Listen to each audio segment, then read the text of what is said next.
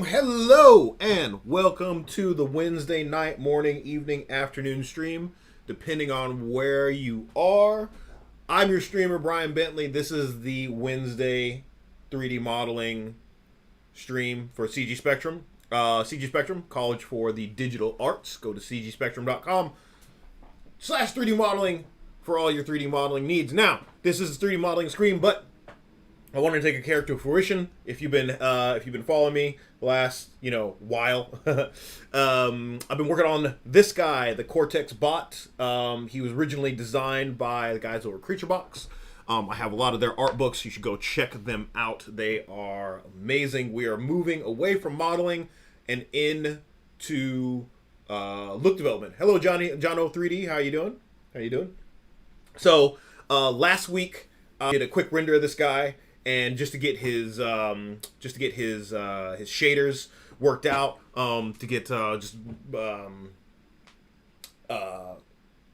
just general big swaths of color on this guy to make sure it looks like I want it to look, or at least start to look how I want it to look before I go through the trouble of exporting and building all this stuff. And exporting is a process, and that's what we're going to go over today.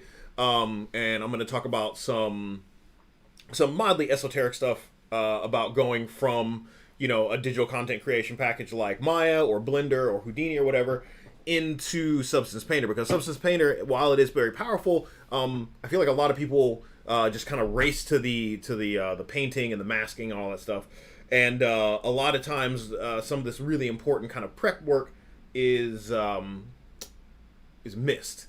So I might be doing some really simple examples today, just to show without like the character how Substance Painter interprets data and how Substance Painter interprets models and such. And then probably at the very end, then we'll get into building this guy out to go over to Substance Painter. Now a little admin. I will be on vacation from the 20th to the 19th, so there will be no Wednesday night streams. I know you're all super sad. I'm super sad, but got to take a break every now and again to resharpen the saw. One of the 7 habits of highly effective people: always stop to sharpen your blade and rest. Speaking of resting, I'm gonna get my tea. Okay, so that was way too loud. So I have my little Cortex Bot here, so I'm gonna switch back over to my perspective view. And so in here, if you weren't here last time, I just built out this little lighting rig. It's just a dome light and one light that is basically the sky. So this dome light gives me my ambient light, and this light is kind of like basically my sunlight. And then I have this little backdrop here. So let's talk about our guy here. So let's go and UV. Woo! This is all over the place. 1 second. Reset. There we go. And I'm gonna go ahead and turn off this all this prettiness, because I don't really need that anymore. Because it's kind of slowing down my viewport. And maybe we can turn. Yeah, we'll leave lighting on. That's fine, because that's how I can see my little red thing there. And I'm gonna pop open my. There we go. All right. So this is my Cortex. So I built this. Each one of these guys has its own UDIM patch. Okay. Now, Substance has made and that's what I'm talking about. Jono, you beat me to it. Substance has made a big jump into UDIMs. I think that was like the main, like when I was texturing, I used to use Mari simply because unless I was doing something very simple or very hard or hard surface where all of my shaders were kind of very clearly delineated, if I had to paint across a UDIM patch. So for this guy, I don't think we'll have to paint across any UDIM patches because he's all broken up. But for like a character, like if I had like their face in one UDIM and the rest of their head in another UDIM, I would have to paint across that seam, and Substance couldn't do that. So I stayed in Mari for a very long time, and just recently with the release of, I think it's Substance 2020.2, they allow you now to paint across UDIMs, which is great, but it adds a level of kind of logistical nonsense that we need to deal with. Also, this guy is set up with Arnold Shaders, and I did some testing, and Substance Painter does not recognize the color of Arnold Shaders. It only recognizes the colors of, I think, blends and Lamberts and Fongs. So those are other things that we need to deal with. So what I'm going to do is I'm going to do a quick test file and show you how this works, and then we'll come back to Cortex and we'll do the real deal. It's always a good idea to do this. I call this sandboxing, or going into the lab. Like, don't test your theories on your actual project. Always test your theories off to the side with simple geometry that's easy to kick around and easy to throw away. So that's what we're going to do. So I'm going to say File. I'm going to say New Scene. I don't want to save any of that because I haven't really done anything. And so for this, I'm just going to start with a cube. So I'm going to say Cube. And there's my little cube. Now, I'm going to lay this out in a 3x3 UDIM. So this is going to be 3x3 UDIM. That is one way you can use Vertex painting or Vertex colors to paint your maps. I tend to use, because this is my personal workflow, and everybody's personal workflow is a little bit differently. I tend to do like that initial look dev like I did in the last stream, and so that kind of breaks up all my materials for me, especially if I'm doing hard surface stuff and like complex hard surface stuff. Like well, Cortex isn't super complex, but he's complex-er, right? I've already broken up all my materials with my shaders. So I don't want to have to go back through and repaint all of my all that stuff. So I made a little script, and I'm getting a little bit of myself that will fix that for me. So that's the other thing that students ask me, and I'm just gonna go ahead and UV this out real quick. Is they were like, oh, why should I learn coding? It's like, because everyone should learn coding if you're working in Maya, especially if you're working in Maya. Because there are just things that you can do in script and in code that it would just be impractical to do by hand. And a lot of the coding principles are not that complex. Most of the stuff that I do is get a list of stuff, do something to that list of stuff over and over and over again. So get a list of 10,000 things, rename those 10,000 things with this algorithm or whatever. So it's not like I'm not doing a lot of really heavy lifting like math and memory calculation and stuff like that. Really, I'm just batching stuff. That's really most of my Maya scripts are, is just batching everything. So anyway, let's get back to this UDIM stuff. So I'm just going to take this whole thing. I'm going to say unitize. So that'll put all those in there. And then I'll take my faces, and I'll take my Z faces, and actually, we'll do X, Y, Z. So X, Y, those will go up one. So let me shrink all these first. Just gonna shrink these down just a little bit so they're not directly on the edge. Okay, so now we're gonna do Y. So push those up one, and then Z. We'll push those up two. And then my negatives I'll put my positives here. My negative, it doesn't really matter. So let's do our positive X will go there. Positive Y will go there. And positive Z will go there. Right. Awesome. Okay. So this is my incredibly intricate UDIM'd object. Now, so what I can do is, I'm just going to smooth this just so I get something a little bit more interesting. Let's do 3 maybe. Yeah, that works. And let's say edit, delete all by type, history. So let's say this is an object, and we'll make this an object. We'll make 3.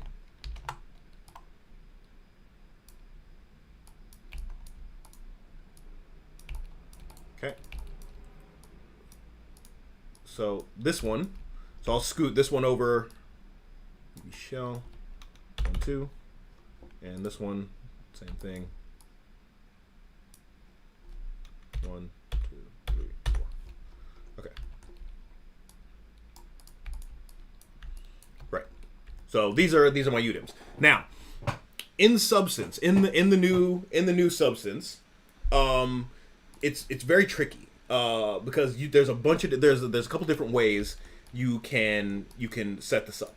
So if I put a shader on each one of these, actually I'll just do this. Let's I'm gonna put a shader on each one of these guys. So I can do a shader per object, or I can do a shader per UDIM, and the shader will become a texture set. So that'll we can do this either way. Okay, great. So let's do this. I'm gonna give this guy a Lambert Shader, and I'll make him red. Give this guy a Lambert Shader.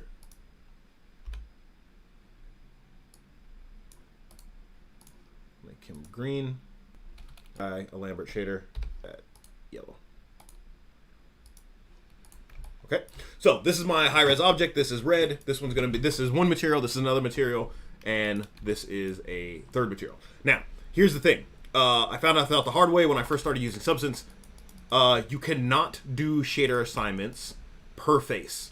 It has to be per object, which is unfortunate. Like, I would really like to take and put a different shader on these faces and have that still work for the clown pass or the material ID, but just doesn't work. Unfortunately, I gave it a try, doesn't work. And I've noticed I've used all Lamberts on this as well, because I'm going to use my high res and my low res to work in as the same object. Okay, so I'm gonna do File, Export All.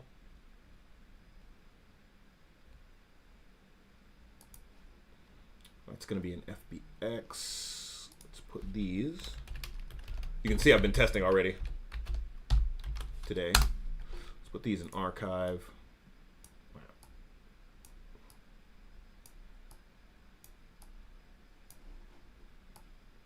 we go. So we'll call this SP Stream Test.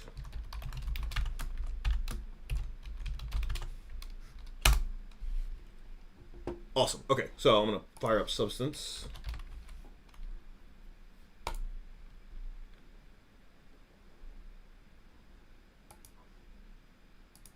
And I tend to not like to have Substance and Maya running at the same time, mostly because they both take up a lot of space. But for this, I think it's okay. These are really light scenes.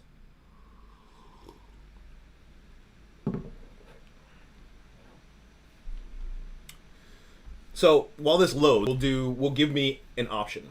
So one option is that I take this whole thing and I just have one texture set per face. So I'll have a texture set for this face, this face, this face, this face, this face, this face. The other option is it will give me a texture set per material, but then inside of that, I can use each one of my UDIMs. And sometimes you'll want to use one, and sometimes you'll want to use the other one. I believe if you're going to use something organics, you're probably going to have a shader. You're probably going to want to use the shader with the UDIMs inside it, because this could be your skin, and this could be your jacket, and this could be like your pants, and so on and so on and so forth. Right? So your skin generally isn't going to be anywhere near your jacket or your pants, right? So you're probably still gonna want to split those up. Okay. What was that? Accidentally opened too. Okay.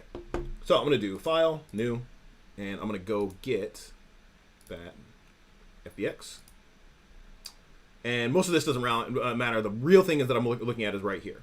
So use UV tile workflow, or you could just say, leave it as it is. But I have UV tiles, so I have to use my UV tile workflow. If I turn this off, this is expecting everything to be in that 0 to 1 space. So I can say convert UV tiles to individual texture sets. So let's do that, right? So that's legacy. That's what it used to do. I'm going to say okay. It's going to pull these guys in. And so now each one of those UVs, or those patches, is now its own texture set. So the advantage to this is I can solo these. So I can solo just that piece. Or I can solo just that one. And so on and so forth. So you can actually solo faces on this. So whatever faces are in that texture set are going to get soloed. So let's do show all. The downside of this is I can't paint, like if I want to paint from on this guy across this texture set. Let's see, let's solo that. Okay, yeah.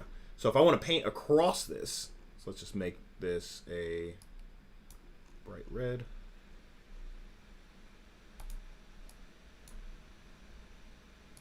So if I want to paint across this, I can't do this. Like it stops there. So this is why I'm saying for organics, you're probably going to want to use the other option. So I can only paint on this face. So my little Cortex guy, he's mechanical. So so there is a way around this. So I just found, not I just found out, but it took me the longest time to figure this out because I can't really find it in the documentation anymore. So let's say I want this ball to all be like this. I love this carbon filament thing. Right? So right now, just this one patch, right? So like it's like, oh man, how do I get this to work? So first thing I do is almost 99% of the time, unless I'm doing something really specific, I turn my UV projection, this projection from UV projection to triplanar. So what that does is it's a 3D. This thing becomes 3D. So it's projecting this pattern from here, here, here, here, here, and here, and then it's blending the edges. Now, right now, I have this carbon fiber filament, and it's only being applied to this one UDIM. Now, what I can do, this is really cool. I can say right-click, and I can say instance across texture sets. And I can choose what texture sets I want. So, let's see. Select none. So I think it was that first... let's see. It was a 102, 03, 04. Let's see. It was 1, 2... Oh, we'll just do all of them. Let's say all. I'll just say okay. So now, the cool thing is, this is instanced across all of these texture sets. And it is instanced, right? Which is really, really cool. Like if I look at this, says instance of carbon fiber. And it's got this little icon next to it. So I click this. This tells me where this thing is coming from, right? And I can click on it, and it'll send me to the master one.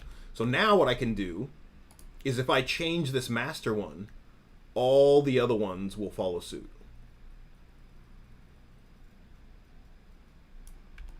So that's one way to get around that. And most of the time I'm using fill layers anyway. So this is really, really powerful. This is incredibly powerful, right? So the other thing is so that's one way, right? So that's the breaking each individual UDIM up into its own thing. Okay, so I'm gonna make a new one, and we'll see the other option.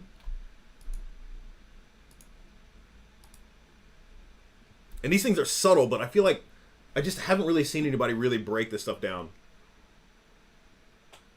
and actually show you the differences between. Maybe I'm looking in the wrong place. But anyway. Okay, so the other one is preserve UV tile layout per material and enable painting across tiles. So I'm going to say okay to this one. I'm going to discard this. And so now we can see that my UI is a little bit different. So this is like the new functionality. So now each one of those Lamberts, right? So here I have Lambert 1, 2, 3, and 4. Each one of these guys is now texture set, and they each hold all those UDIMs. So like I said, this could be my face. So now this guy, I can put, if I put a, so he's getting everything.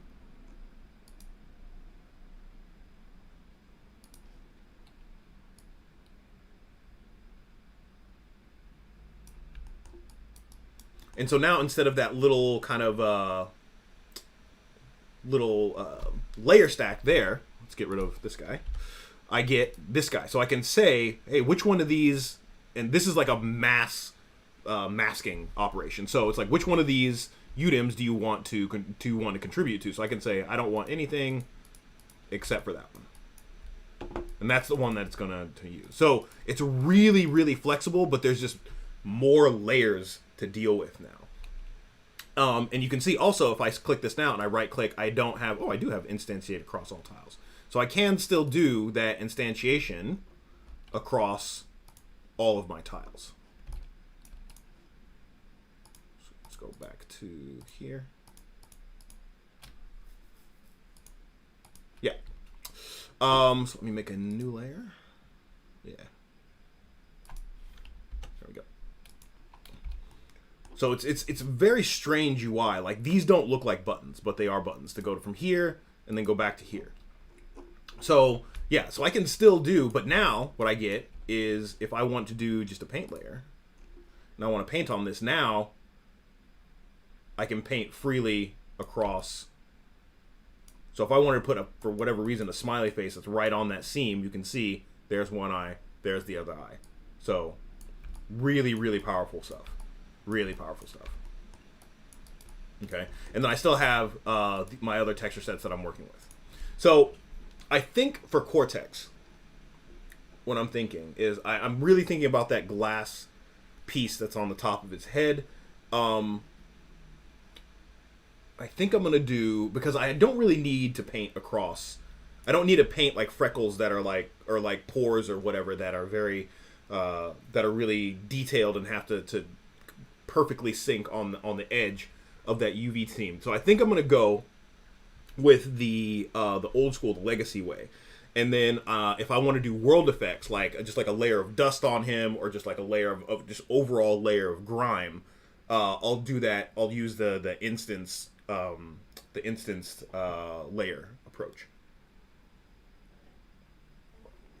So that's the last thing that I want to talk about also is the baking. So the hardest map to bake always for me is the ID map. It always takes me a couple times to get it right. So I'm gonna say in this case use my low poly as my high poly, and I'm just gonna do ID. And then I'm just gonna use material color and see what we get. Yeah, so that's baking fine.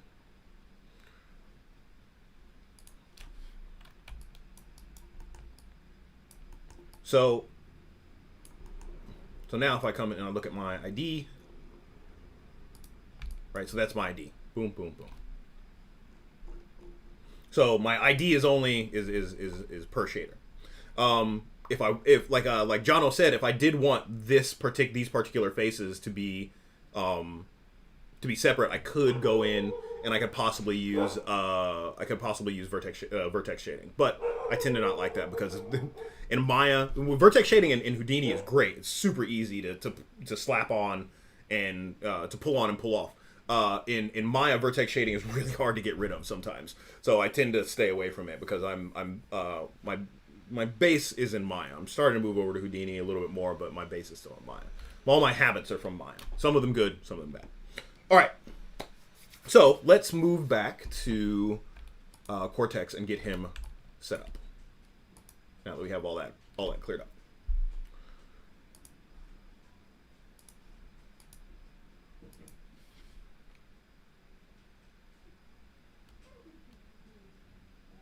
All right, let's go back to standard.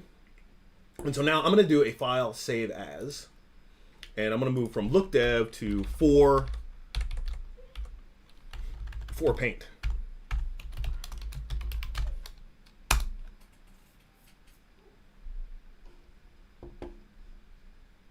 All right, so the first thing I'm going to do is I'm going to get rid of everything I don't need to paint this guy. So I don't need this background. I don't need my lighting setup. I don't need my shot cam. All I really need is my little Cortex guy here. And the other thing that I kind of want to do is these things, I was going to leave them alone, but they're really, really blocky. I think I'm just gonna run just a base level smooth on all of these and call it a day. Yeah, so I'm gonna just run a smooth on these.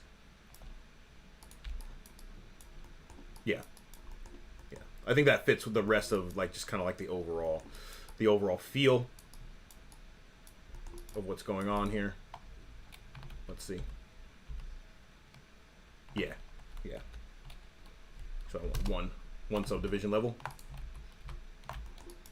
Let's do mesh. We'll do smooth. And we'll do one subdivision level, not two. Yeah, that's feeling better. So I'm gonna just do edit, delete all by type.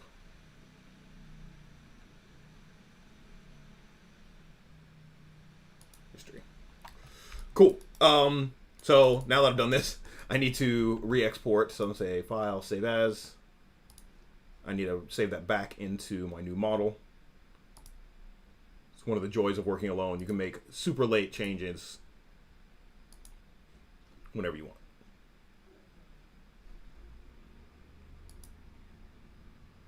Yes. And then I'm gonna go back and open the same file that I had before for Paint. Okay, there we go. So let's go back and let's do that again. Actually, we'll say open. I'll go back and grab master. And then I'll do file, save as for Paint.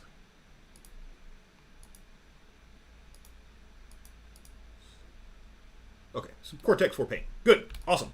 All right, now what I'm gonna do is I want to make a low and a high poly version of this guy.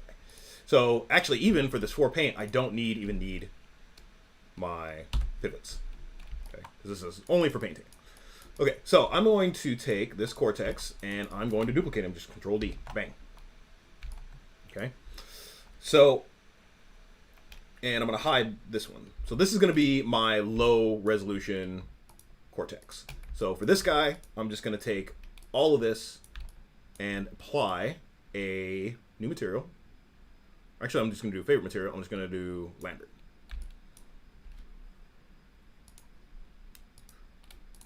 Okay, so that's that. Apply to Lambert to this guy. So I'm going to hide this. And now what I want to do is I want to prepare my high res. So this is my high res. So the first thing I'm going to do to my high res is just give everything 2 smoothing levels, right? Just so I have, actually, you know what? I'm not going to bake my normal map. So I don't need a smoothing level. I don't need any smoothing levels on this guy at all. Yeah, that's fine. So what I do need to do is I need to replace, so like I said, my Arnold shaders won't come through with into Substance. So I need to replace all my shaders with Arnold shaders with regular Lambert shaders. Now, a really cool way to do this is if I go to my Hypershade and let's look at so let's see. I'm going to do edit, delete unused nodes, kind of trim this down a little bit. And I'm just going to call this Cortex.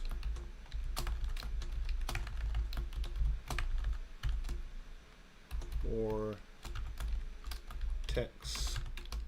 texture set TS. Okay. So we'll call this Cortex texture set because that's what it is. So I have these shaders here, all these Arnold shaders. It's red, yellow, raw metal, rubber, standard, just a standard surface here.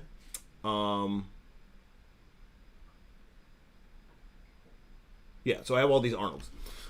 So if I graph any one of these, let's say graph. So most people think, at least when I was coming up, because no one told me this, and I kind of had to figure it out on my own, is most people think that this is where all the action is, right? Most of your work is really, really focused on this. But the thing that actually attaches this data to your model is this thing. right? So if I look at, so that's my base shader. Let's look at my red shader, because that's the most prevalent one. Let's see. Eye shader 1. Where's my red? My main red. Wires electric. Let's see, what is this called? Oh, main red shader is what I called it. Which is, let's select that. That's right there. Okay. So I'm going to graph this. So if I just take, I'm just going to make a new Lambert shader, right? So I'm just going to say tab Lambert. So by default, my Lambert shader comes in with this little shading group in. So let's make this something really horrific, purple. And so if I just replace this connection, this guy to here,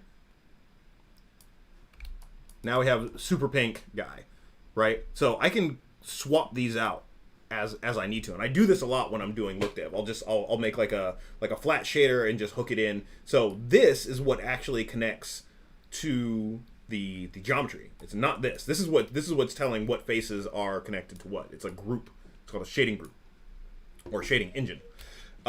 So what you could do is, so I have all my Arnold shaders. So if I come in here, I grab all these Arnold shaders, which is, I'm already bored, right? I can graph them all, and then I can make a Lambert for each one and hook that in, and then hook that in, and give each one a random color.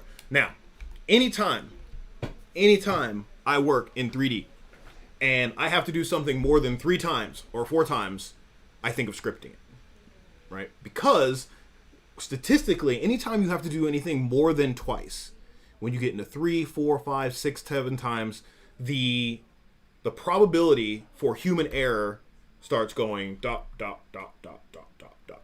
So maybe you miss a capitalization, or maybe you put a space somewhere, or maybe you don't consistently put a prefix or a postfix on something, right? These little things can play havoc on a pipeline when things are really automated. Like if you're going to give your model to a system, and it's expecting everything to be named the same, and something's named different, something could crash, something could break, maybe something doesn't get passed down the line. So then you spend all this time trying to fix it. So whenever you can, I try to automate stuff as much as I can.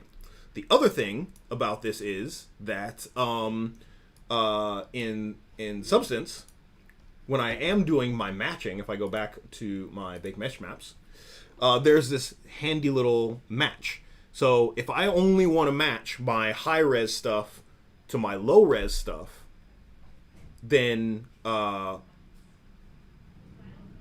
just want to match my high-res stuff to my low-res stuff, then I can use high and low. And now thinking about this, if I'm not going to subdivide this thing, I'm kind of working through this in my head.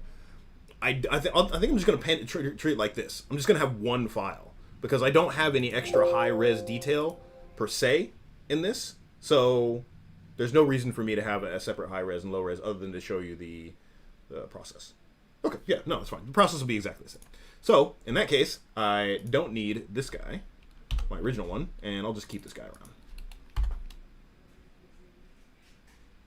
Yeah, because I'm going to do one unit. I'm going to do a texture set per unit, so it doesn't really matter how many textures I have connected to this thing.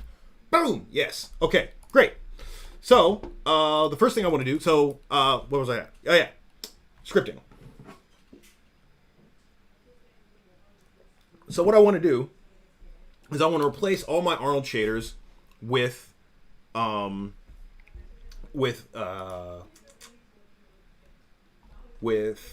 shaders. But I also want to color them, and I want to color them in a very specific way.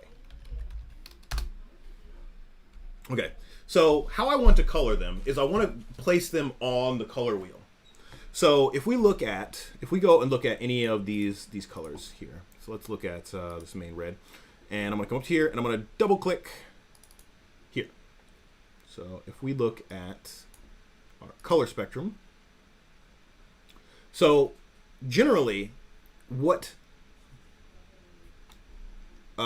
we think of is we look at color like this. It's like in a rectangle. Sometimes it's in a circle, but generally it's in a rectangle like this, right? And so this rectangle is actually, this one's packed quite nicely. So if I just generally if you single click, you get this, right? And we can look at color like this as well. So this is a circular color wheel. So if we look at this color wheel, and we think about this in color, so if I have, let's say I have 2 shaders, right? I want to put them as far away from, I want to put these colors as far away from each other as possible, so that I don't want to put them right next to each other. When I do my ID selection, right, I don't want substance to get confused and be like, oh, is this green or that green? I want them to be as far away from each other. So if I have 2 shaders, I want to put one here and one here, or one here and one here, or one here and one here, and so on and so forth. I want to put it 180 degrees away from its original color. Now, if I have 3 colors, I'm going to put it 120 degrees. So here, here, and here. Right? If I have 4 colors, I'll do here, here, here, here. So it's basically 360 divided by however many shaders I have. Okay, so I know, so if I have 100, I'll put one at every 36 degrees. I don't have 100, but you get the idea. But basically, I want to evenly space them out as far away from each other as possible. Now, that's not particularly needed, but it's a good buffer. Okay, so that would also be really, really hard to do by hand. You're like, oh, which one am I on? Blah, blah, blah, this, that, and the other. Okay? And this is going to be for the ID pass. So, what I've done is I've Martha Stewarted together a little script that will do this for me. So don't be scared. Don't be scared. I'm going to show you some code. Okay, so let's walk through this. So this chunk here, we're not going to worry about that. All this does is change hue saturation value data into red, green, and blue data, right? Because Maya only wants red, green, and blue information. So, and I didn't come up with this on my own. I literally went on the internet and was like, HSL to RGB Python, and this is what I found, right? So that's the other thing. People are like, oh, I have to know everything, blah, blah, blah. You don't have to know everything. You just have to know how to use chunks that you find to an extent. Now, if this didn't work, then I would have to dig a little bit deeper and figure out how to do it. But fortunately, the person who wrote this, I should really give them credit. It's a pretty standard, it's pretty standard conversion. But so I feed this thing hue, saturation, and value data, and it spits out red, green, and blue data. Okay, so this is the definition of our function. Okay, so this is just what I call to make the thing happen. So this first line, this mc.ls, right? This says just list. It says give me all of my AI standard surface objects. Okay, gives me all my standard surface objects. So what did I say before? I said most of the scripting I do is I gather a list of stuff and do stuff to that list. So that's basically what I'm doing here. This is gathering my list. This gives me all my AI standard surfaces. Now, I usually do like some light error checking. So all I'm doing is saying, all right, give me all my AI standard surfaces. And I was like, hey, check to see if I actually found any. Because I can run this and it'll be like, I can be like, hey, give me a list of all my AI standard surfaces. And Maya will be like, okay, here's a list of nothing. Right? So I want to make sure that Maya gave me back a list with stuff in it. So that's why it says, so this if not AI surf. So basically this is saying if I've got an empty list, just bail out. Just like, all right, I haven't found anything. I'm not going to do anything. Okay. So the next part is this color step, right? So this is what's going to step around that wheel. It's going to give me my increment. So if I have 2 increments, right, this would be 180 degrees. Now, here's the tricky part. I had to learn this hard way. In Maya, that wheel is represented by 0 to 1. Right, so 0 is here, and 1 is also here. 0.5 is right there. 0.25 is there.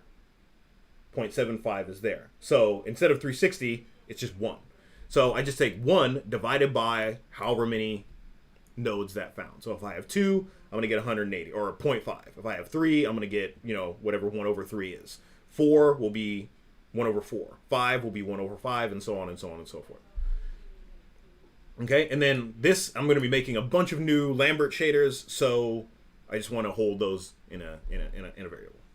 So now this is the for loop. It just says, go through everything that you found. Go through this list, right? So I said, store this list. So go through this list. Okay, so I get my, so I get that out color connection here. which is bring my hypershade back up.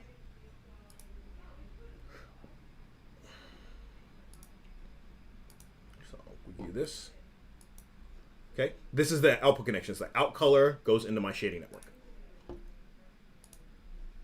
So, boom. So I get that. So I basically get. So I'm trying to get that shading group. So find shading groups. That's why I've annotated this. So this is just a bunch of error connections. So it's like, hey, did you find one? Is it the correct type? Blah blah blah. And then down here I was like, hey, I found my shading group. Give my shading group, and then bust out of that.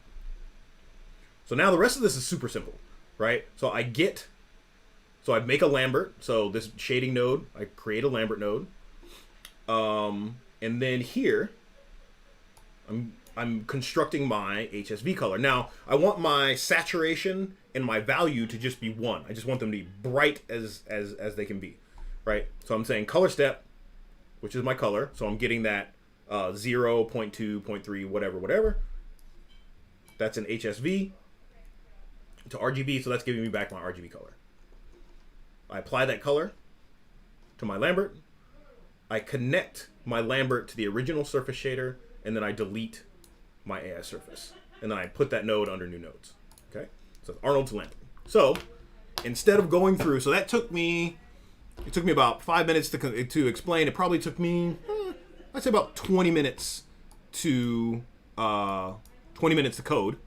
Now, if I go and I run this, fingers crossed, nothing explodes, we should see this guy turn into basically like a carnival clown. So I'm just going to select all this, so Control A, and just press the enter by my number pad. And boom, there we go. So every single one of those Arnold shaders has now been replaced with with Lambert. And if you remember, all the materials are all the same, right? This baby blue, that was my red. This purple was my metal. This blue was my yellow. This is my glass. So all of my texture assignment, or all of my, so this will very closely translate to my to substance, so I can rebuild my shaders and substance. So that's awesome. All right, so let's see. So this is for paint. I'm gonna say save this.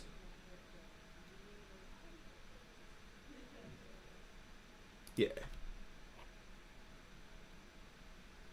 Cool. And then I'm just gonna do an edit, delete all by type history. Let's check. Yeah. So they're all of my shaders.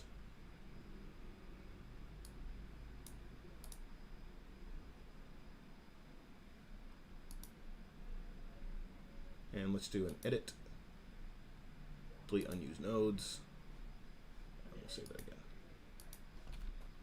Okay, so let's export this guy and bring him into Substance and see if we can get a nice clean bake out. All right, so let's say File, Export Selection.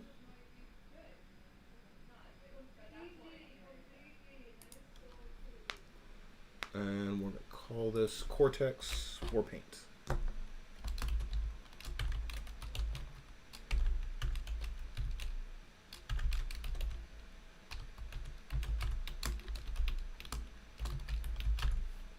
And that's in my data folder. So say export selection. Oops, I'll say export all. Sorry, export all.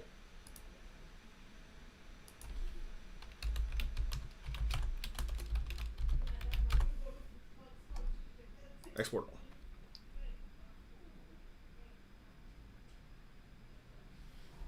All right, cool. So let's pop over to Substance, and we'll say File. We'll say New. I'm gonna go grab Cortex for Paint. I'm going to do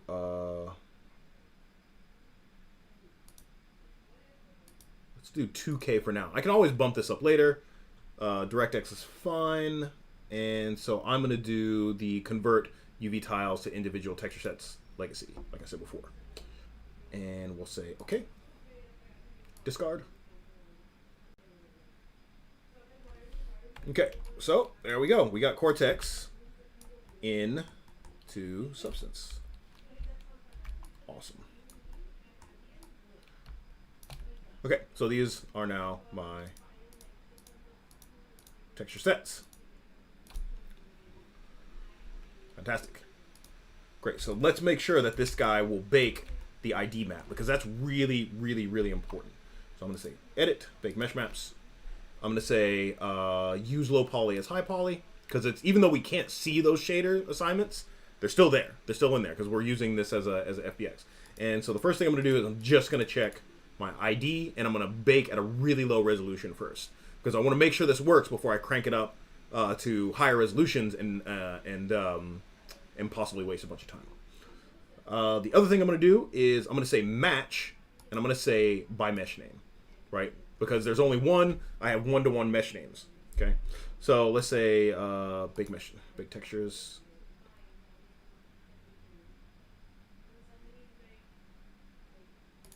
Okay, let's see here. Let's look at our material ID. Okay, so this is what I'm afraid of. What I was afraid of is that this guy, so it's baking, so it seems to have wiped out those my mesh maps. So this is why I always check this at the beginning. So what I'm going to do is I'm going to say edit, bake mesh maps, and I'm actually going to go and grab the actual Cortex for paint, and I'll bake this again. See if that helps. There we go.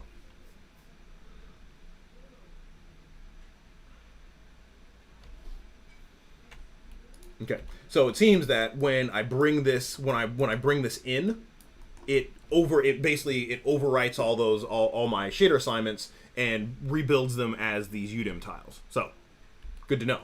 This is why we always do this test bake first. So let's go through and look and see.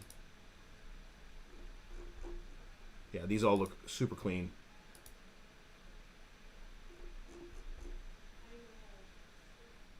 Let's solo this guy.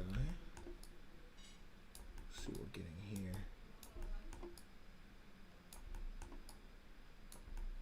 So it looks like we're getting some bleed in here. I'm not really sure what that is. So to check that, what I'll do is I will just come here. I'll go to material. And I'm just going to put a little mark where that is so I can see it. And that looks like, actually, that looks like my little vents here. Yeah, those are my little vents, so I'm not super worried about that. That's fine. And this may seem really boring, but it's really, really important to do kind of like these once-overs. So these vents here are kind of coming over. But this is like really minute detail, and I can, if I really need a map on these, or if I really need to fix that map, I can do a flood fill. So that's working really well. So let's keep moving on. That seems to be my other leg. That is the brain. Yeah, that's the brain. That's the glass, and that looks like it is. I think that is the claws. I'm not really sure. Let's see. I forget which part is which. That is. Let's just solo that. Yeah, that's the claws. Cool. Great. So now that I know that works, I'm going to test the rest of my bakes. So don't really need to bake a normal, but I will. Let's check our world space normal. So I'm just going to check everything just to see if it bakes properly.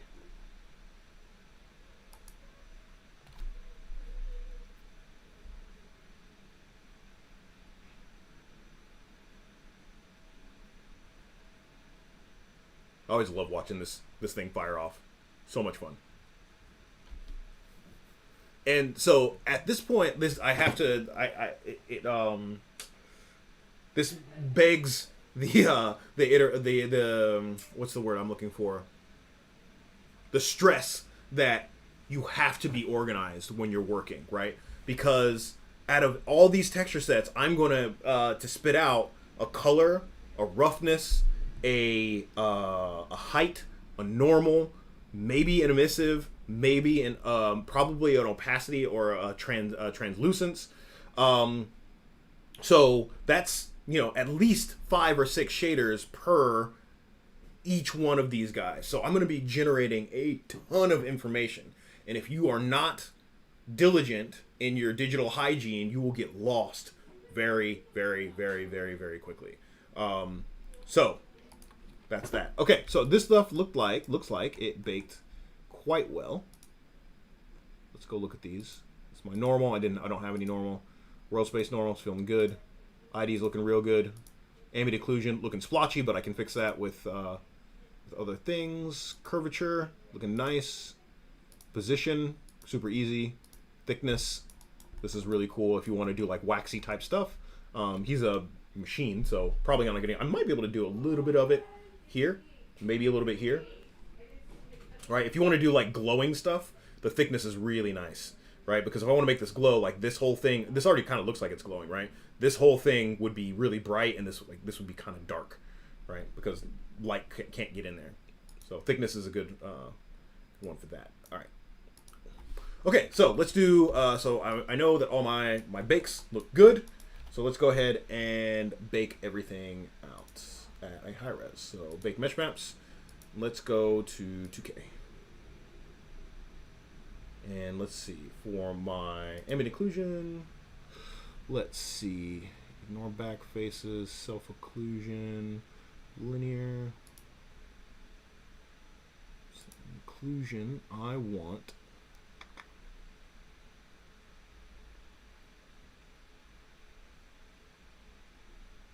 64 rays, that should be enough. Kind of want to tighten my spread angle. I think 180 is okay. Curvature, secondary rays, let's do 64. Might take a little bit longer, but I got a nice graphics card, so it should be fine.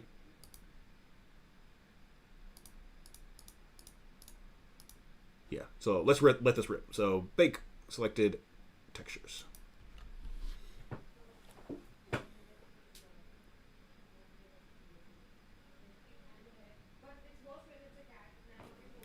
They should really program this stuff to like play music while it's doing this stuff. Like you can put in your own music. As you can see, it's taking a little bit longer, but it's worth the wait.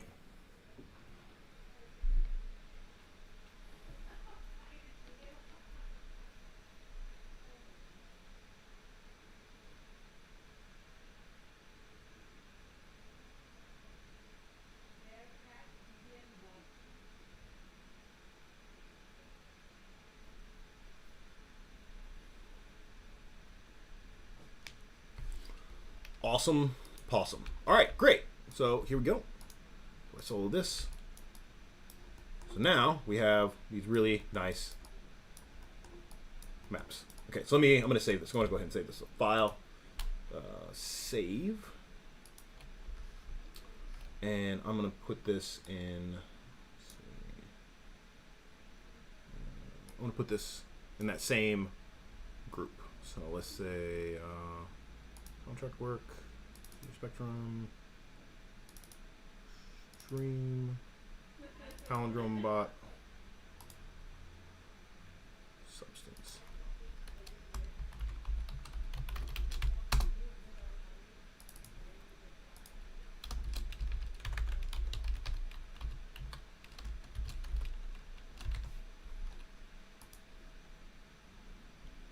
Awesome. Okay, so now let's go about rebuilding those materials that I made before and adding a little bit of flair to them. So what I did while I was offline is I recorded all of my color values of all that stuff, just so I have it, because I want to be very particular, right? I'm trying to treat this project as if I am in a production kind of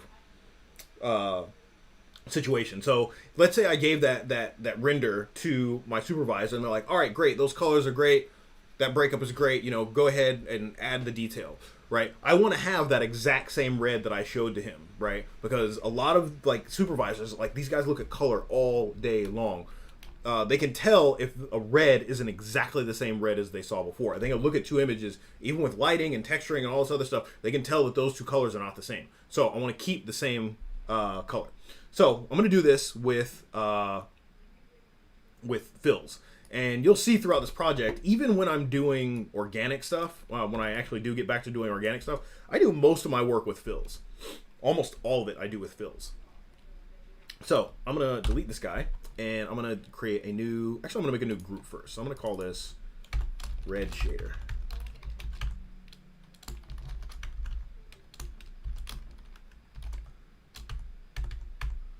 Let's call this red. Ooh, and I can instance that across all my texture sets, which is great. So when I'm done with this, I'll put this on all my texture sets. Okay, so I'm going to make a fill inside of here. And I'm going to go and replicate that red. So my red was, so if I do base color, so if I do RGB was 0.237, 0.034, and 0.051. So that's my red. My roughness was 0.3. Okay, so that's pretty much the same as. Okay. So now this is what's really interesting. So I can do whatever I want. So if I want to embellish, so this is just, let's just say color and roughness on this guy. And I'll probably do metallic as well. So metallic is at 0. So if I want to do more stuff to this, if I want to add bump or bumps and scratches or dings and scratches or whatever procedurally, whatever I do to this up top, right? Whatever I do to this here, I can build this out. And this is actually how the smart materials are made. So if I come in here and I grab one of these smart materials, so let's grab something that's also kind of red, steel painted. If I come and grab that, throw that up there, there's nothing really special about these. They're just a layer stack. So I'm just going and making my own. I try to make stuff on my own as much as I can. So that's that color. Now it may be a little bit different, but I know mathematically that those two colors should be roughly the same. Let me make sure that I type that in right. 237, 340. Oh, my blue is way too low.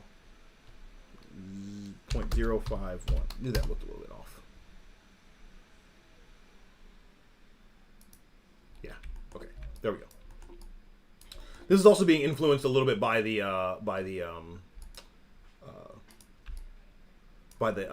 occlusion and the color. So if I just go to base color, that looks very much like what I had before.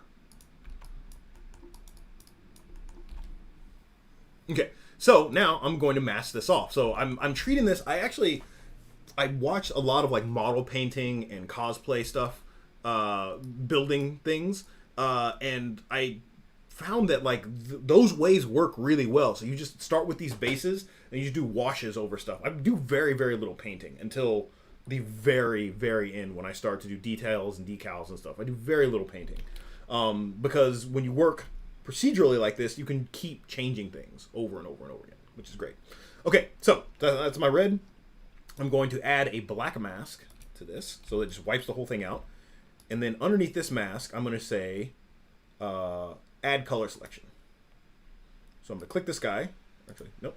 I'm going to say pick color. And my red was my chess piece here. Okay. So that's my red. So what I can do is I can Control C, Control V. And you can see my my process is almost exactly the same as in Maya, right? So I'm going to take my fill layer. I'm going to go and grab my yellow, which is here, which is going to be 0.781, 0.506, 506, and 0.084.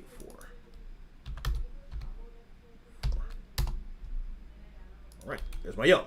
So now all I gotta do is, we'll call this, actually, you know what, I'm gonna name these red base.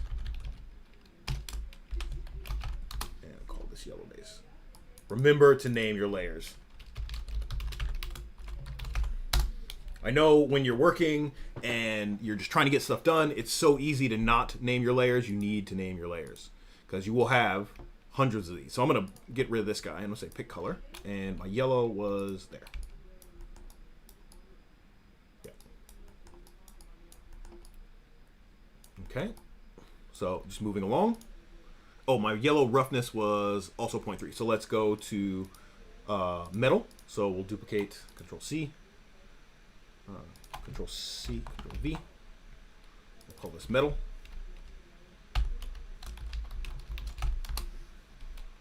And so this one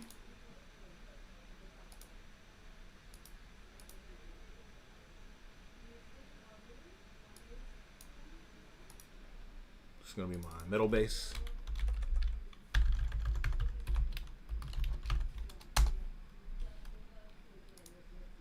So my metal base was 0.34 across the board.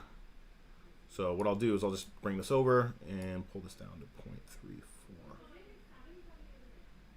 0.3441.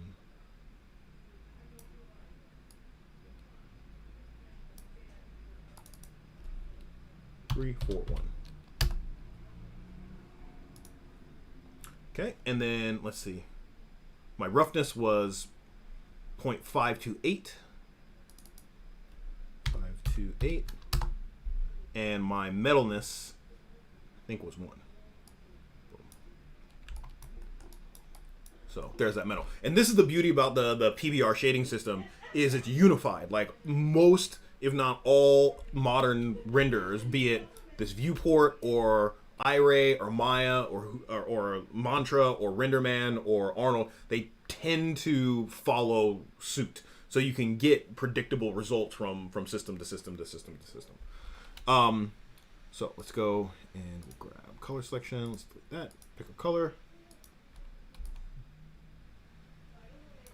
So there's that. Oh, I forgot to write down my eyes.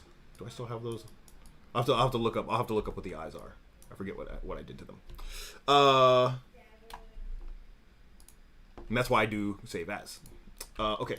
So, and then I have my rubber, which was, so I'm going to duplicate this again. Did I rename that? Yep. Control C, Control V.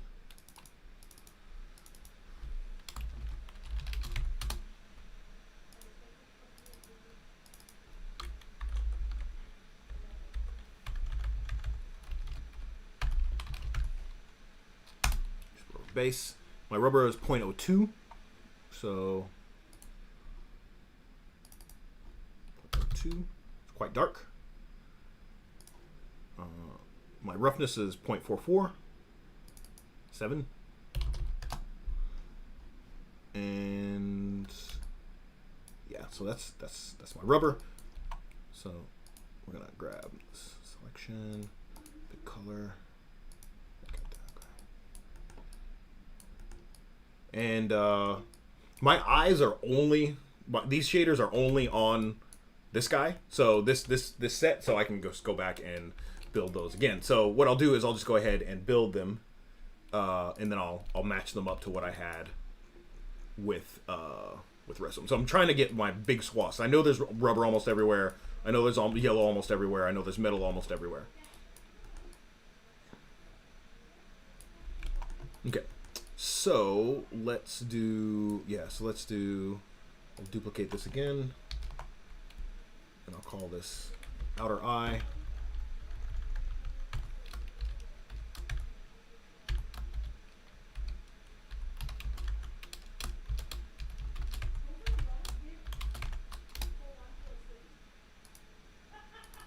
Call this outer eye.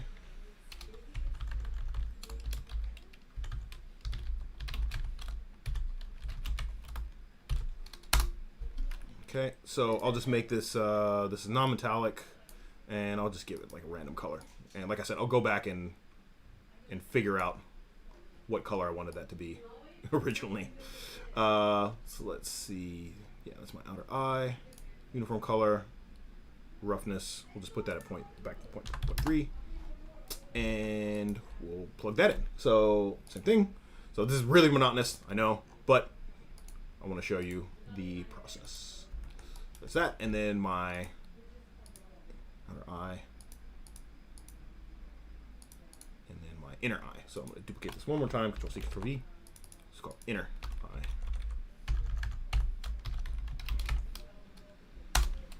And this one was super fun because it was like really glowy. So let's see, yellow, red, glass, wires. Yeah, so I didn't.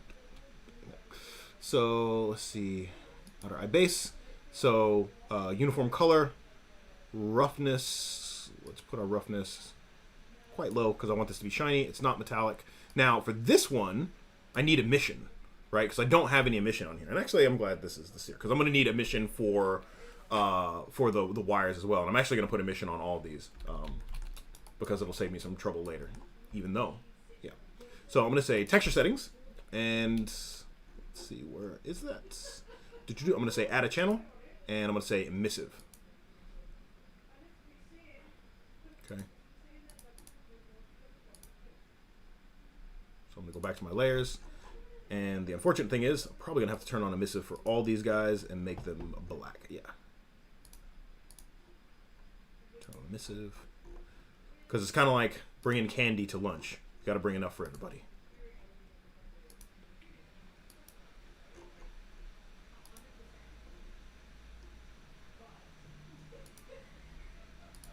And for this guy, my emissive is going to be like that red color. And here's a trick that you can use. You can push this value. I can push this like 10, I think. Or no, push to 1.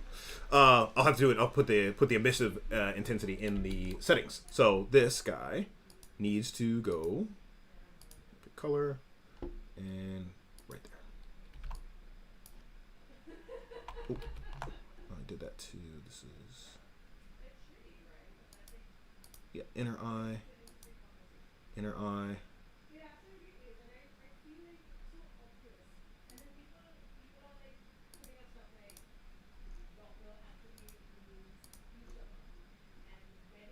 Outer eye there. Outer eye. Get emissive.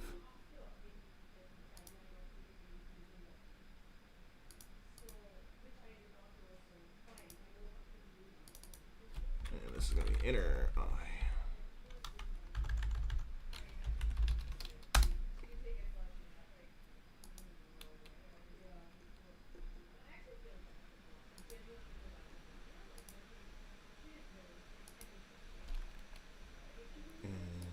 Yeah, there we go. So I forgot to remove the old one. Now, if I want to see these glow a little bit more, I can go into my settings here. I can go to emissive. Use a shader.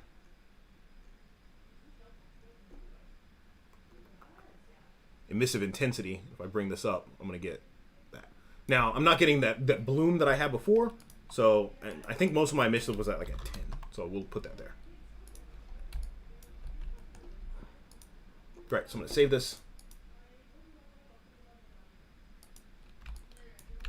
So now the great part about this is now that I've gotten all this work done, right? If you go here, you're like, oh no, they're all different. So what I can do now is because my color pass is unique, is not unique, is consistent across everything. I can go through here. I can say right click, instantiate. Select all. Okay. Bam. All those are done. Yellow. Instantiate. All. Okay. That's all done. And the great thing is, it is an instance. It's not a copy. So if I change this yellow, it all changes. Which is awesome. Metal. Instantiate across layers. All. Rubber, instantiate across all layers. All.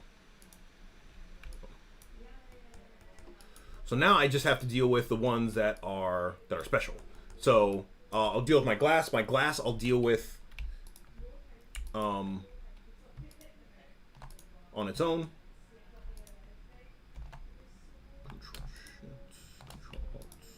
There we go.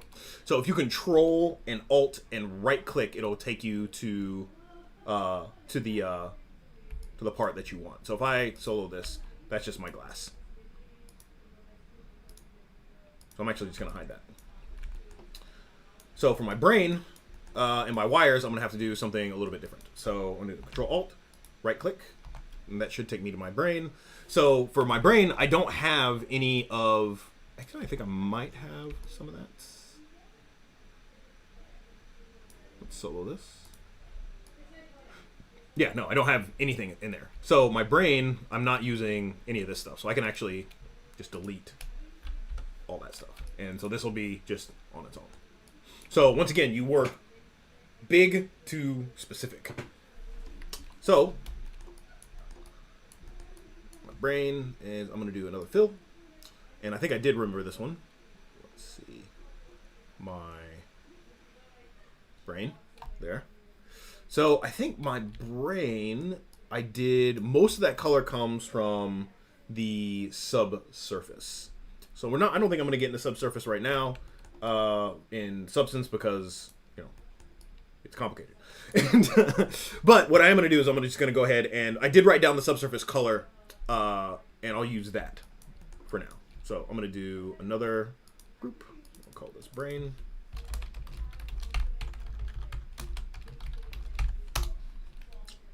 And fill layer, put that in there. I'll call this brain base.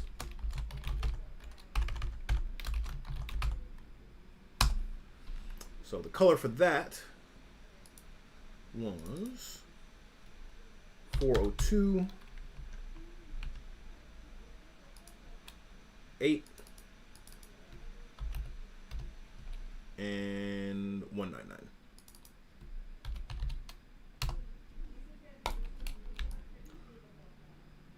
And I think my roughness I want to make really low because I want this to be pretty shiny. I kind of want it to look a little wet.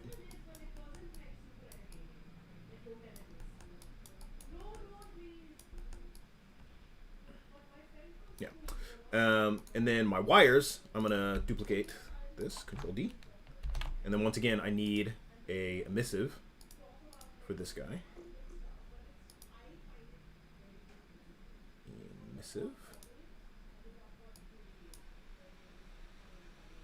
Go back to my layers, grab my brain, turn on that emissive. Make sure it's black. Cool. And we'll call this wires.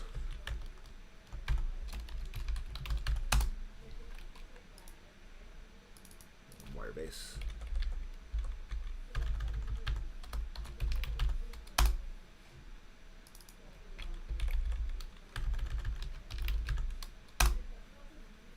And this one we're going to do the same thing. So we can do, so my wires, my emission was, I'll do the same color as here. So 640, 113, and 003. For my emissive,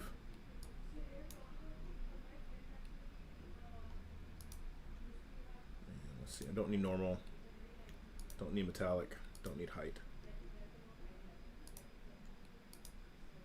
Just grab that color.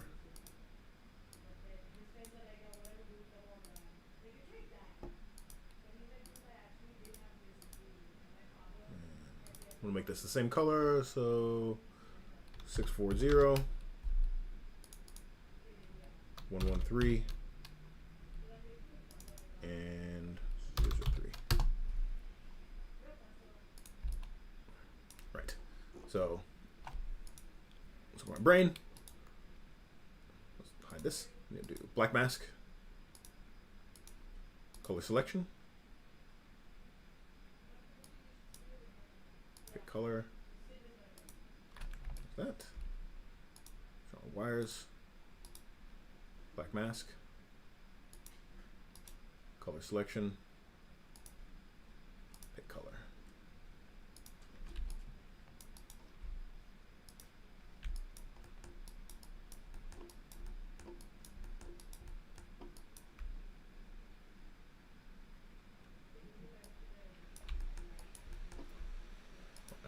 Save.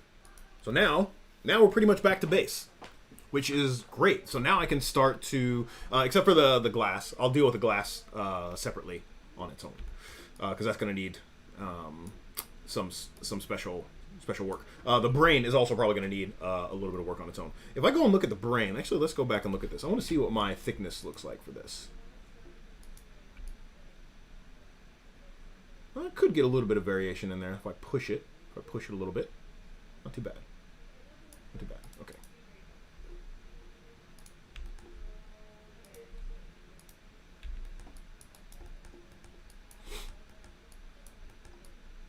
So this is looking very, very, very similar to what we had in Maya now. So that's really good. So if I know that I'm starting. I basically left off in Maya, and now I'm starting from the exact same place. I'm no further forward or no further back. Everything looks roughly the same. It is quantitatively, numbers wise, exactly the same. So that's really, really cool. Okay.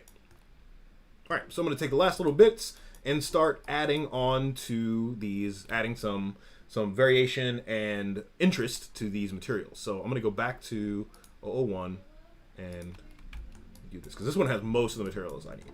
Now, the thing that's making this look really, really boring is, one, it's perfectly flat, and there is no kind of roughness variation at all, or color variation for that matter. So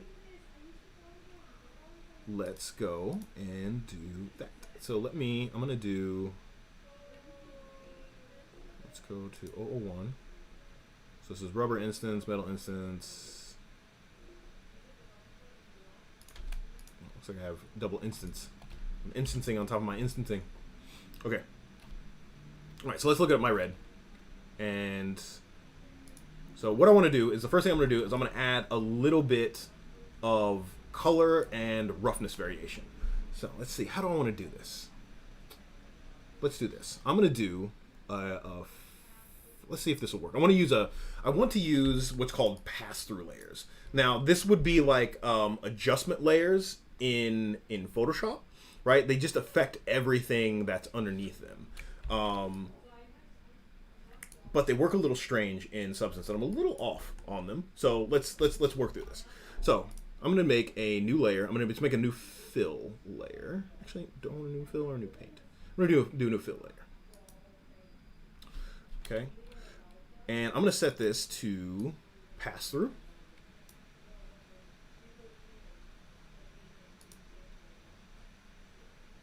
On my base color. I might be able to hide it.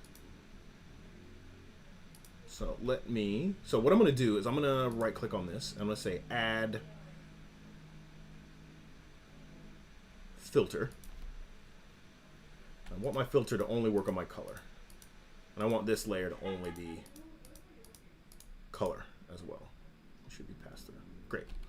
So what I'm going to do is I'm going to take this filter and I'm going to do I'm going to do a hue, saturation, and value shift. So let's see, where is that?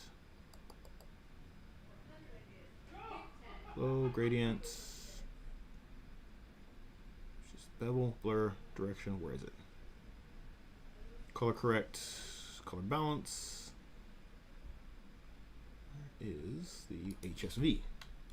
HS.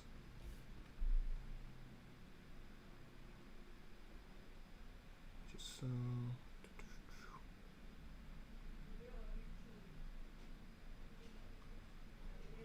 Histogram scan.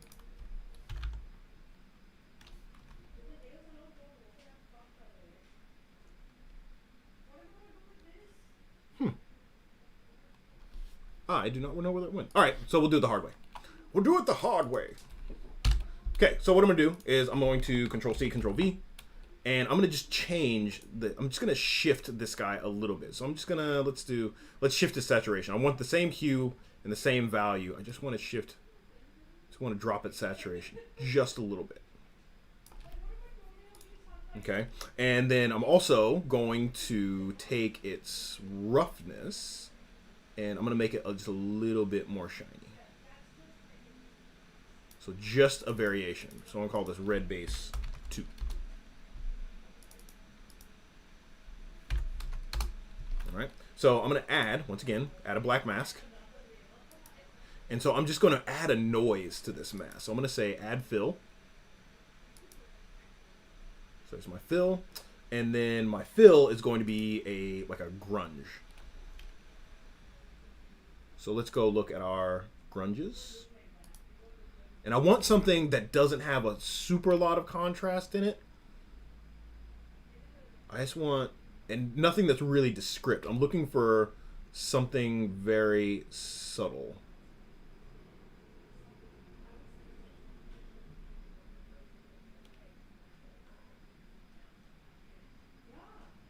Ah, actually, that's nice. That scratch is dirty. So I'm going to look at this. Yeah, so I'm about getting about half. So it's about grayscale all the way around. So I'm viewing my mask by clicking this guy. So I want a general. That's what I want. I want something general. So if I turn this off and turn this on. So I'm starting to get a little bit. So maybe I can push the contrast of this a little bit. So I'm going to add a levels. And so just like in Photoshop, I can start to pull these levels up to add a bit of contrast. Actually, sorry, that's my output. Here, I'll pull this up.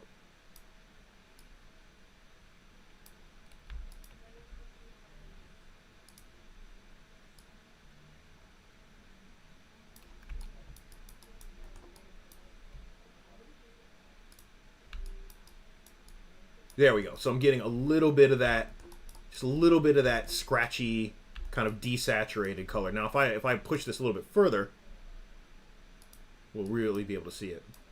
So you can see something like that, and that could actually be cool. But that's a little bit too severe. I want this to be pretty subtle. And actually, I think I do like that a little bit darker, though.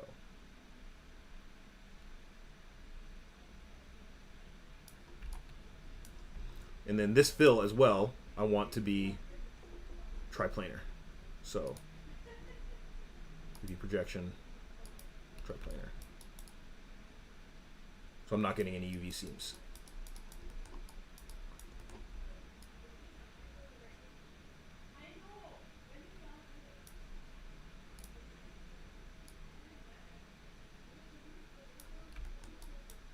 So just adding that little, teensy little bit of interest.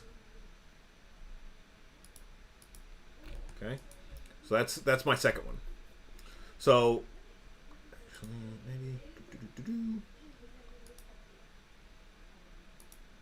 So one thing I could do is if I wanted this to be. No, never mind. Getting too weird, Bentley. Getting too weird. Okay, so that's my red. So now there's that. So what the other thing I want to do is I want to modulate. So that's modulating my color. So I can actually even group that together if I wanted to. So that's modulating my color. The other thing I'm going to do is I want to modulate my roughness. So I'm going to make a new fill layer. You guessed it. Put that inside of red. I'm going to call this rough variation. And I'm only want to deal with roughness on this guy. So now, generally when I'm doing this part, I'll come up here to this base, this guy, and say only look at my roughness. So right now, my roughness is set to normal, so it's just going to overwrite. Like this level is going to overwrite everything. So let's go, and we're going to do the same thing. We're going to be pretty subtle. And we'll just drag that roughness on there. So that roughs them up a little bit too much. So a little bit too rough. So I'm going to go and actually look at my roughness channel. So this is really, really bright. I still want it to be pretty smooth. I want him to be around 0.3. Right, because I don't want to deviate too far from my original. So once again, so I can use my balance to do this. But I tend to like to just leave these alone. I don't really move them around a lot. So I could do contrast or whatever, but it's still like way too bright. Way too bright. So once again, I'm going to come in here and I'm going to do a levels. Your levels is your best friend. It really is.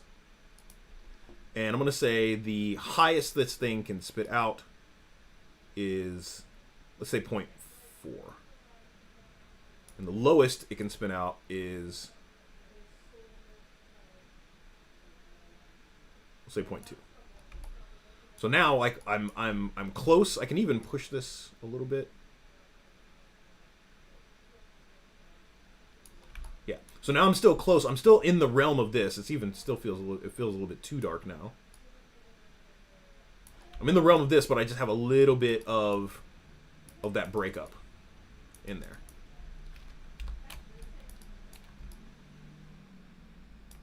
Yeah, I can push this a little bit more.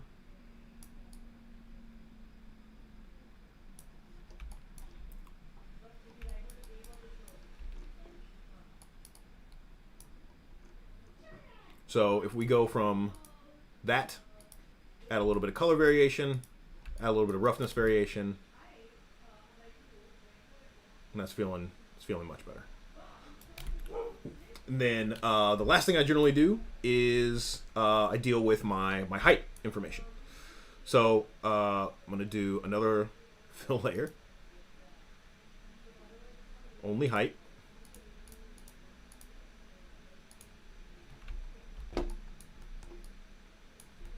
And then I will add a... So for my height, I think I'm just going to use like a noise. So I want this kind of like to be like dimpled metal. These grunges are a little bit too ununiform. So let's go to, I think it's noises or procedurals. And I'm going to use a 3D, maybe, let's do a whirly noise.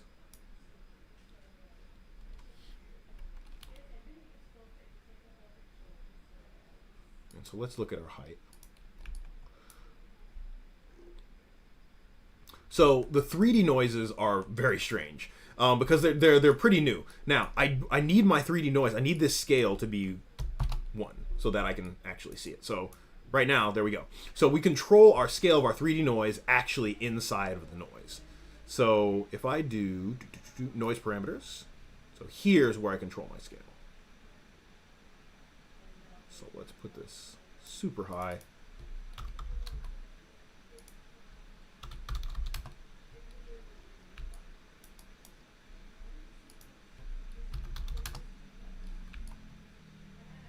So there'll be like these little beads on it. You can change.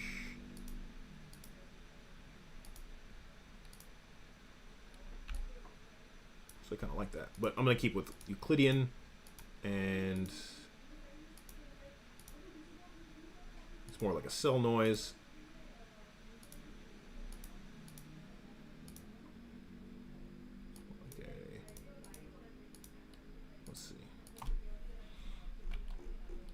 Don't really like how absolutely perfect this is right now. So let's try a simplex noise. So once again, it's down to the noise parameters. Got my scale.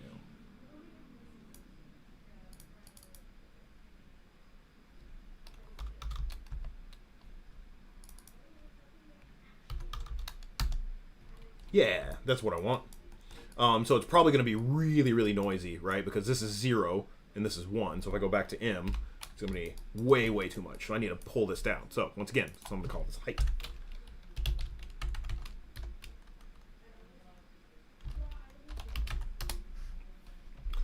So this is way too much. So I can do this with my balance. So I can bring my balance down. But once again, I like to do this with levels.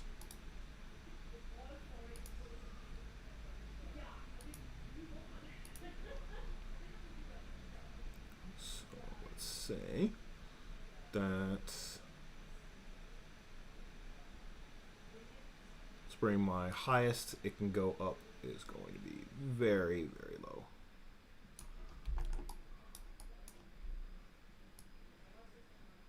Like I want it to be barely, barely noticeable.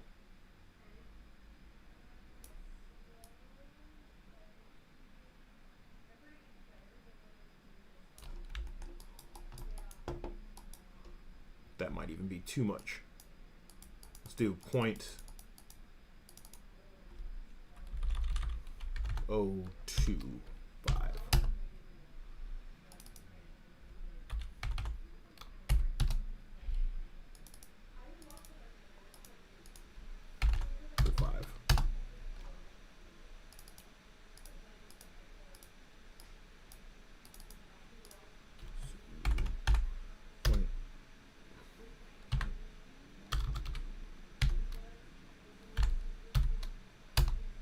Yeah, there we go.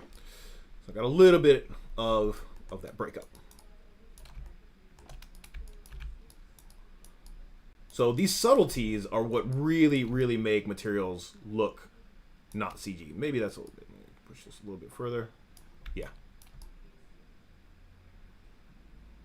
So these subtleties are what really gives materials their kind of flavor, right? So we've gone from, if we turn these off, so I turn off my height variation, we turn off my roughness, we turn off my color, we're left with this. Like, it's very subtle, but it works.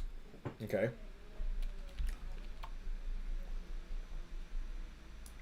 So that's feeling pretty good. I think I can push my roughness variation a little bit. It still feels a little flat.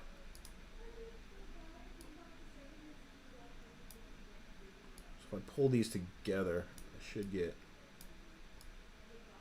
Let's look at my roughness.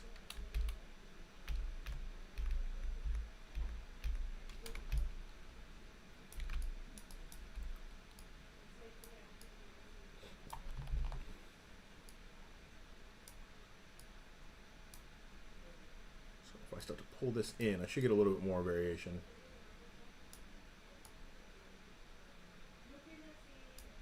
Basically, more contrast overall.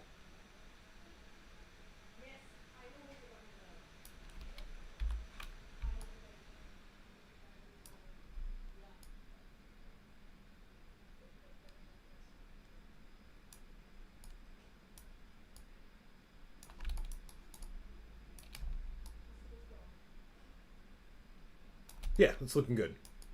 It's looking good. Maybe it's a little bit too...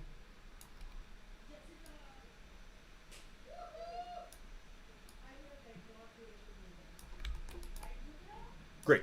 And the cool thing about this is, so let me go back through and make sure that, let's see, red, let's make sure that all these guys are set to triplanar.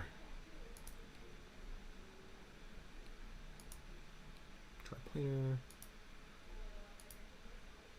Triplanar.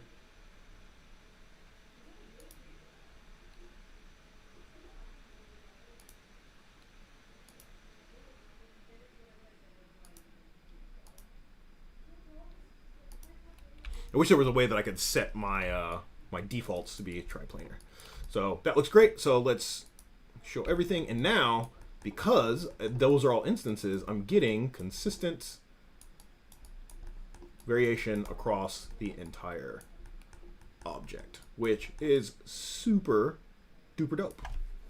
Right? So it looks like the whole thing looks like it's made out of the same material because the whole thing is made out of the same material. So this is looking really good. Yeah, the way it's kind of beat up and crawling across that. So let's do some other stuff. I feel like this beading can be a little bit tighter. Let's see, that would be in my height. And remember, this is a 3D Simplex Noise, so if I want, so let's go maybe 600. Let's do 800. Yeah.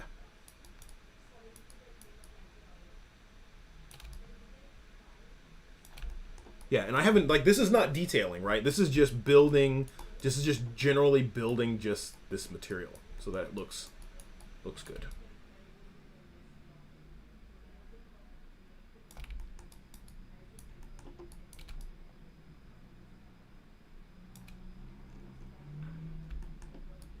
Cool.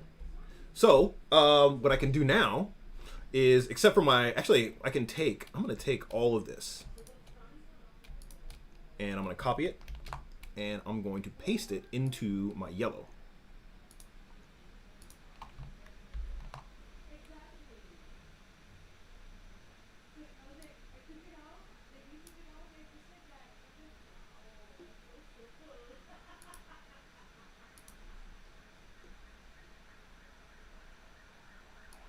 above the yellow.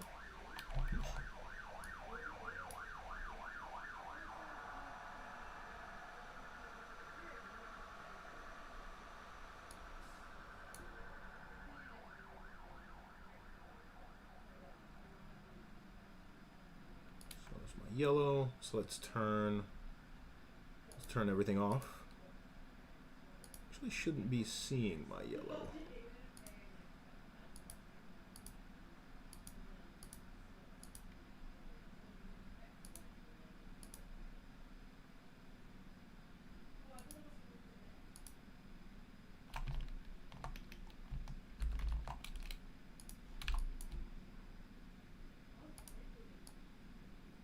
Yep, that's working. Okay. Oh, yeah, that is working. So I'm just getting these little red speckles. Actually, that looks pretty cool. But that's breaking with what I wanted to do. So I want to keep this yellow. I'm going to keep that same yellow. So I'm going to say...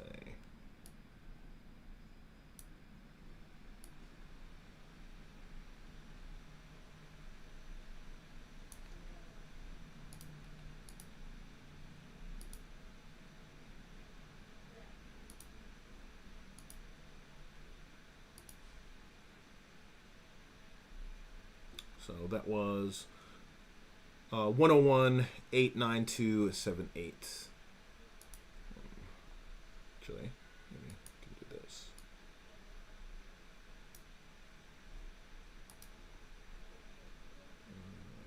Where's my There we go. Being lazy. 781.506. And 084.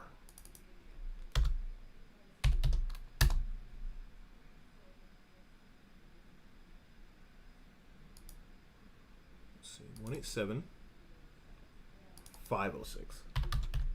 There we go. All right, so we'll just take this and kind of, once again, pull some saturation out of it.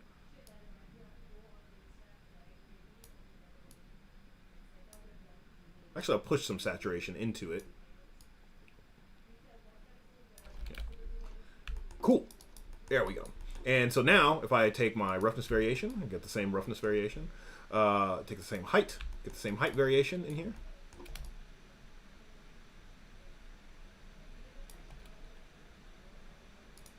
And so there's my yellow. Should be seeing that. Yeah. So we're seeing that height variation and that roughness. So he's just a little dinged up, not super pristine. I think that maybe that darker yellow is a little bit too dark.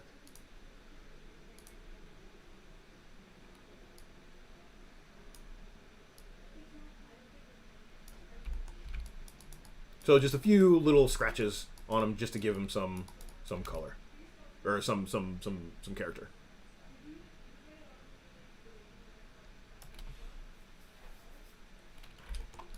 Cool. So that's our yellow. Let's go on to the metal. I think I'm going to treat a little bit differently. So I'm going to do non-metals and metals. So I'll do all my non-metals first. So I'm trying to get the biggest bang for my buck.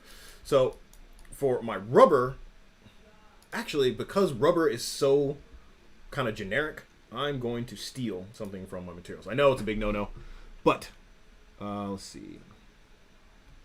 Silicone coat, plastic glossy. Nope. See if there's a rubber. No rubber. I think silicone coat is going to be the closest thing I got. So let's grab that silicone coat, drop that under rubber.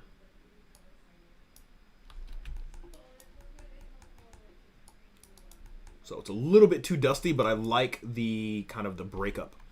So let's see. I'm going to take my main color and let's drop that down a little bit. Get back to where it was.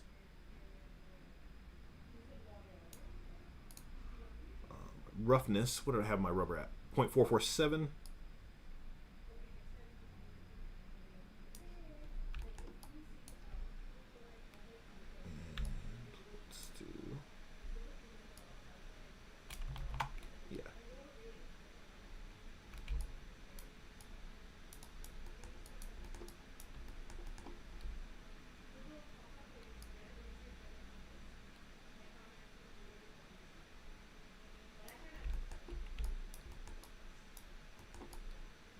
Just looking at this height, it's feeling pretty good.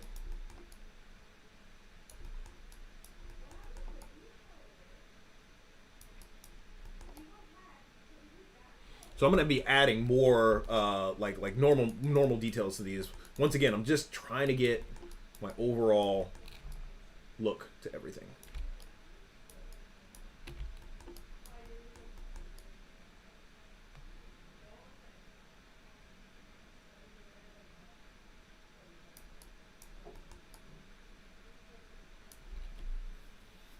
Cool. All right. So that's my rubber. So I'll leave that as it is.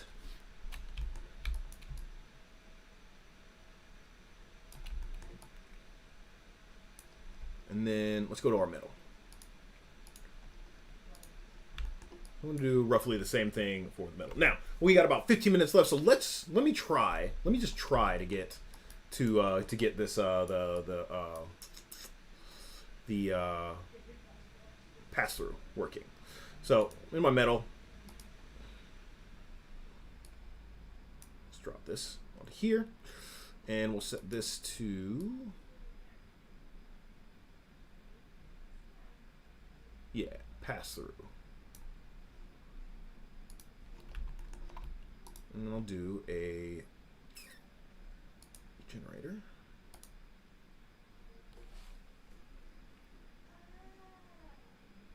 No, not a generator. Sorry, a filter. Filter.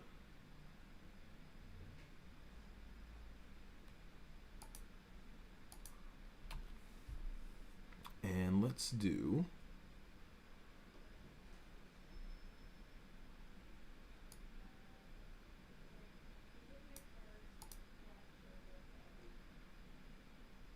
here we go. Hsl Perspective. And I'm going to grab my, what do I want to put this on? I want to put this on my, let's do color. And so what I'm going to do is I'm going to take my, so this guy's already gray. So let's take the lightness. If I pull this down.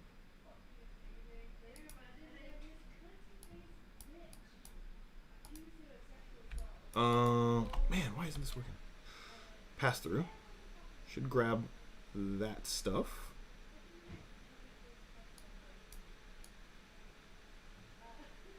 This is how I used to do it.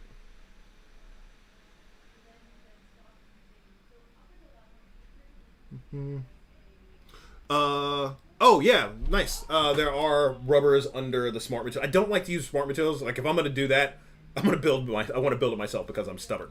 But yeah, actually, yeah, let's go back. Kind of got lost there for a minute. There are rubbers under smart materials. So if we look at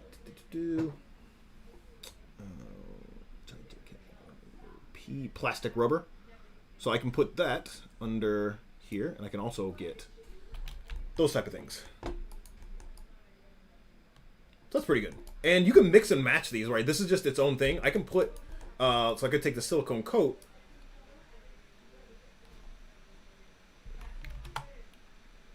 Can take the silicone coat, put it over my plastic rubber, and get kind of like the best of both worlds. I feel like this plastic rubber is way too intense, so I'm going to take my height, and I'm going to take the opacity down.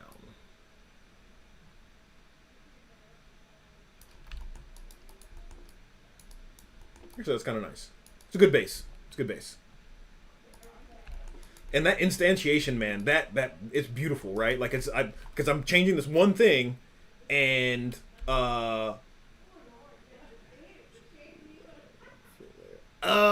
thank you.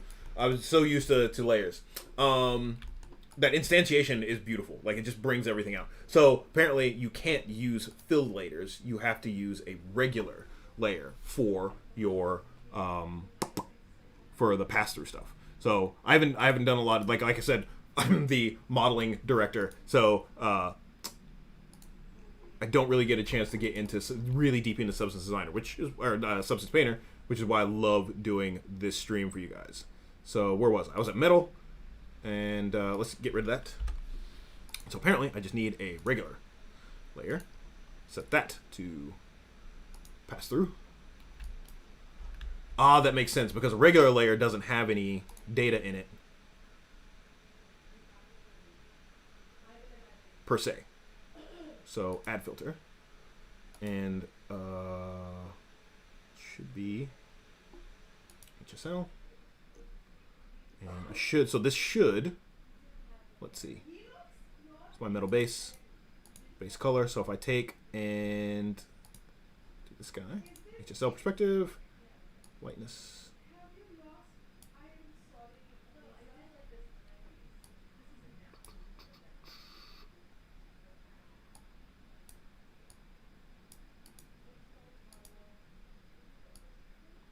So basically what I want to do is I want to shift the hue of everything underneath it. So actually what I'm going to do, let's just give this a color so we can see what's going on.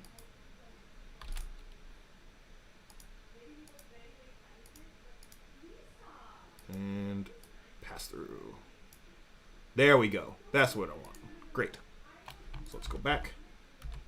I didn't have it set to pass through. It's getting near the end of the stream. My brain tends to go gooey now.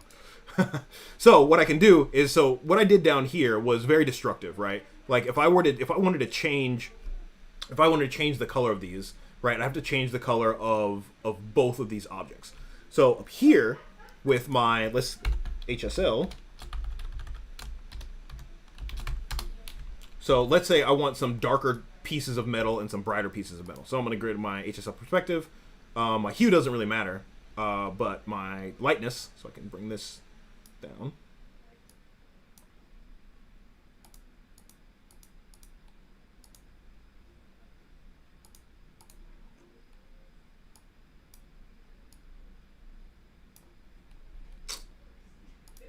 Only working if I have color.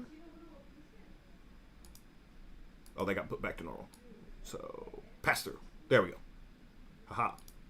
Keep on forgetting to put it pass through. All right. So now if I want some darker splotches of color, and let's just go ahead and reset this. Delete. Add filter. Hsl. And let's take our lightness now. There we go. So now whatever I do to this guy will filter up to this guy. And I can say add black mask. And so for this one, I think I want the dark bits on the edges. So for this, what I'm going to use, I'm going to do a generator.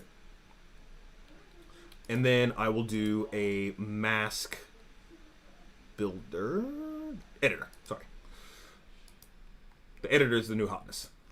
So what the editor does is, I think by default, it's set by default. It's set to edges.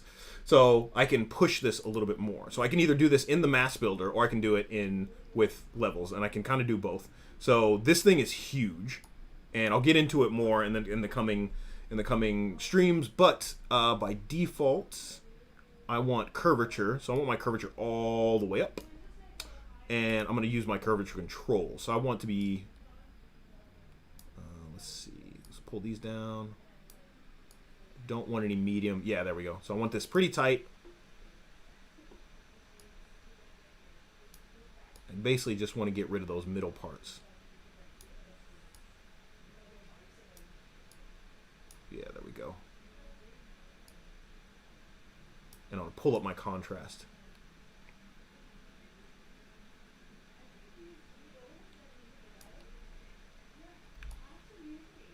Cool. And then, so once I get this working, what I can do is I can add a texture. So I'm going to add another one of those grunges in to break up kind of like this perfect edging. So let's do grunges, and I'll just pick something pretty high contrast.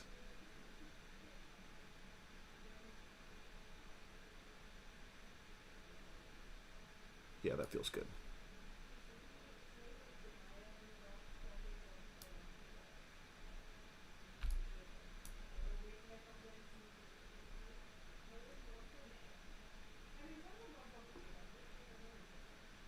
Actually, you know what? I'm gonna do that with a layer, because then I like to control it. So there's my Hsl, and if I go back to here, we should say now we're getting just that dark bit. So I might be able to push this a little bit more. Or I can do lighter edges. Actually, I think I like lighter edges. Yeah, because it looks like things have been hitting it and dinging it up. Yeah, so what I'll do is I'll do another fill.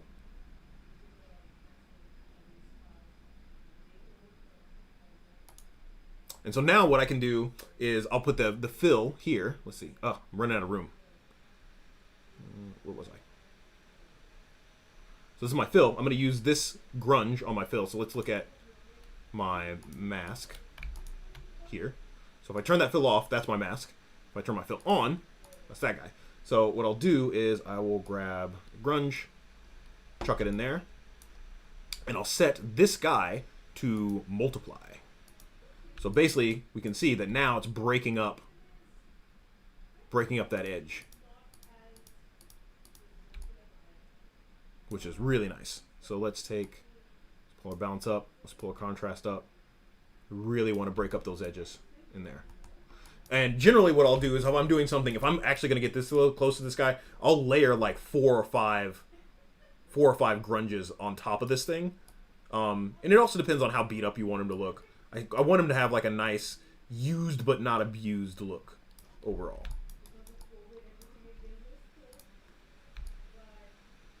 So yeah, so now we're getting a little bit of breakup along that edge. And then if it's not bright enough, same thing, I can just add another levels. Levels is like, I use levels probably too much. So I can take and I can use my levels here to brighten this up or darken it down as I see fit.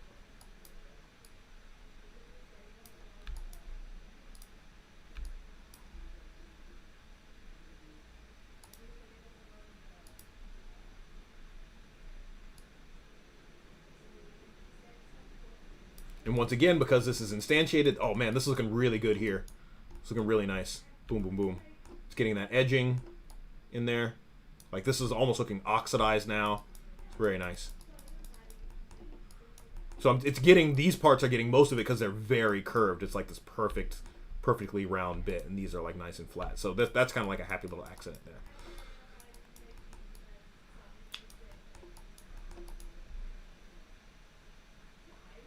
So that's the first pass at our metal. Really, really nice. So for the last bit, I'll pop over to the iRay render and see what this looks like.